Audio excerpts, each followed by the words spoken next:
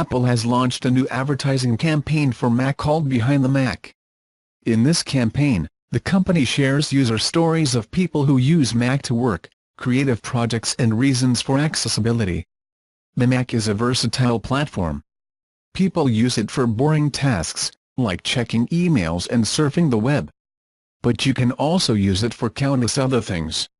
Apple wants to show you what you can do with a Mac beyond Word and Excel. Peter Kariuki is a developer who created an iPhone application to improve road safety in Rwanda. Bruce Hall is a photographer who is legally blind and uses photography to see more details of the outside world. And Grimes is one of the most interesting musical artists out there. There are some interesting things to consider. All three are using laptops. It is clear that MacBooks have become Apple's most popular computers. It does not mean that Apple should abandon iMac, iMac Pro, Mac Mini and Mac Pro. But only a fraction of Apple's customers will buy them.